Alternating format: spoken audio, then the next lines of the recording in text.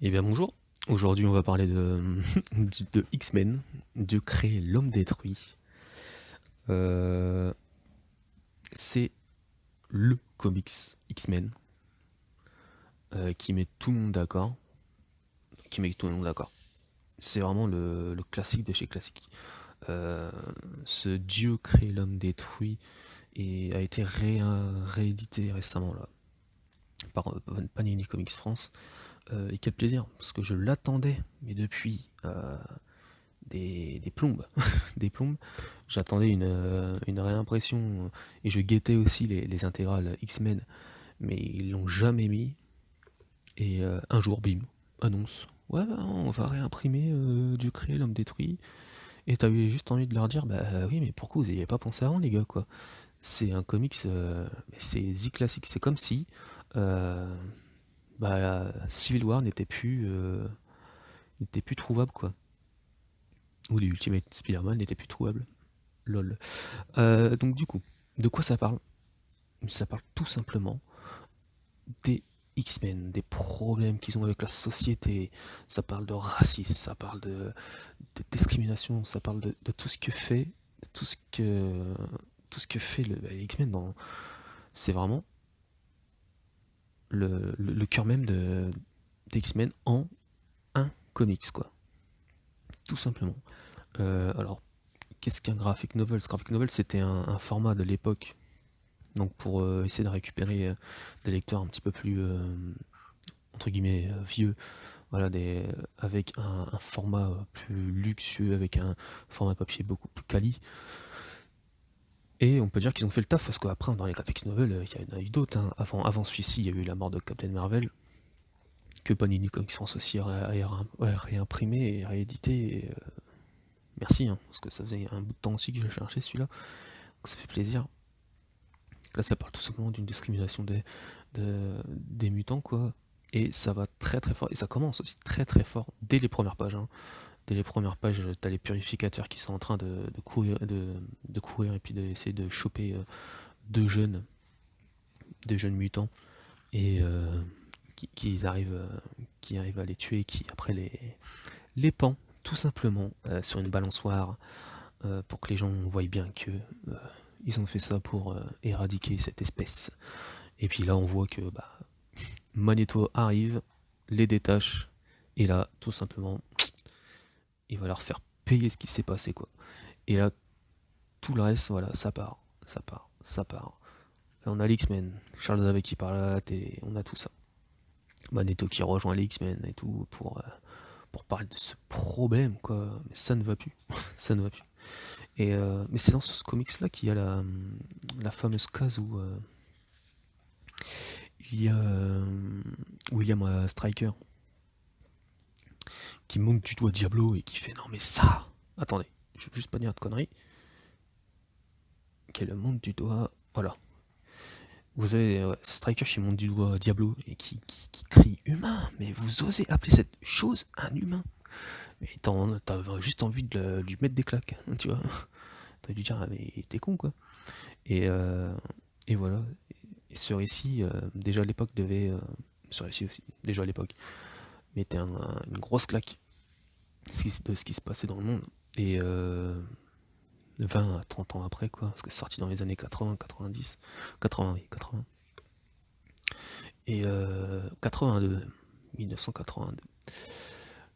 Et près de 30 ans après, quoi, malheureusement, quoi, c'est toujours d'actualité. Voilà. C'est horrible hein, de dire ça, mais ça retranscrit malheureusement ce qui se passe dans le monde, hein. Voilà, tout simplement. C'est malheureux, mais voilà. Ce comic c'est très très bon. À la fin, bon, moi j'aurais préféré avoir la couverture de Sienkiewicz. Voilà, j'aurais préféré l'avoir. Je la trouve un peu plus propre là, nous ont mis la couverture d'origine. Donc j'aurais voulu avoir la couverture de Sienkiewicz qui est, je trouve, très très belle. Euh, Après, est-ce que je vais essayer de chipoter, mais vraiment pour faire chier, quoi, parce que il est assez complet. Est-ce qu'une version un peu plus grande aurait été mieux? Ouais. Mais je dis ouais, pourquoi? Parce que les dessins de 1982, les dessins de Brent Anderson, et je sais pas s'il y avait des problèmes en impression ou pas, je sais pas si c'est le mien ou pas, je pense pas, mais il y a certaines pages où tu te dis, mais mince, qu'est-ce qui s'est passé? On a l'impression qu'ils ont pris le comics de l'époque, ils l'ont scanné, puis ils ont réimprimé, puis ils ont rescanné, puis ils ont réimprimé. Je sais pas, il y a un petit décalage, peut-être c'est moi, on dirait qu'il y a un filtre assez flou dessus, c'est bizarre. Donc voilà, voilà, juste pour chipoter, c'est là-dessus quoi. Mais sinon, c'est très très bon. Ça fait le café, hein. Franchement, ça fait très très bien le café, hein. Voilà, ils ont tous une importance, chaque personnage, chaque X-Men ont leur moment et c'est très bon. Et à la fin, on a un petit bonus parce que, ça je le savais pas, voilà. Neil Adams devait dessiner hein, ce graphic novels, mais il a fait que les 6 premières planches. Après, il a renoncé. Donc voilà, et ils ont demandé la permission pour montrer les pages crayonnées de Neil Adams, et on les a à la fin, et ils sont juste folles quoi. T'as juste envie de dire, pourquoi tu refais-le peut-être 30 ans après, et de toute façon ça fera toujours le café, parce qu'ils sont très très belles. Ouais, très très belles planches. Si je les ai devant mes yeux, c'est pour ça que je suis en train de bugger. Voilà, il avait mis Angel il avait dessiné Angel. Voilà, c'est une petite phase, si vous voulez que je vous décris à peu près les peuples. Il y a Magneto qui est en train de se faire mettre KO par les purificateurs. Et puis bon, bah, t'as Charles Xavier qui s'en rencontre, boum, et qui appelle ses X-Men. Hey, X-Men qui sont en salle de danger, en train de s'entraîner, qui leur demande de venir au plus vite, quoi. Voilà. Il y a pas de bulle, il y a rien, c'est juste les dessins du crayon et basta. Donc voilà. Que dire de plus à part que si vous voulez commencer, vraiment, que ce soit pour un débutant ou non, hein, que ce soit pour un nouveau lecteur ou non, c'est peut-être le comics X-Men à avoir, hein.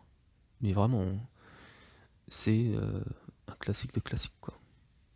Il y a certains dits classiques, entre guillemets, qui sont assez compliqués à prendre en main. Mais celui-ci, il y a pas mieux. Franchement, il est bon, hein. Parce que moi, je sais que la mort de Captain Marvel, j'en parlerai peut-être, mais faut se mettre à l'époque, voilà, faut se mettre dans le contexte. C'est pas la même façon d'écrire et tout, même lui, hein, même ce comics-là, mais voilà, c'est un peu plus long et tout. Mais celui-ci, il fait le café. Voilà. Bah merci d'avoir regardé, d'avoir écouté cet audio, cette vidéo. Et je vous laisse mettre un j'aime si vous avez aimé. Et puis si jamais vous avez autre chose à dire sur ce comics, parce que voilà, j'en parle, mais c'est très vague à chaque fois. Si vous avez quelque chose à ajouter ou des petites news sur ce comics qu'on connaît pas, voilà, des petites anecdotes, ça serait sympa. Bah voilà, merci à tous. Salut.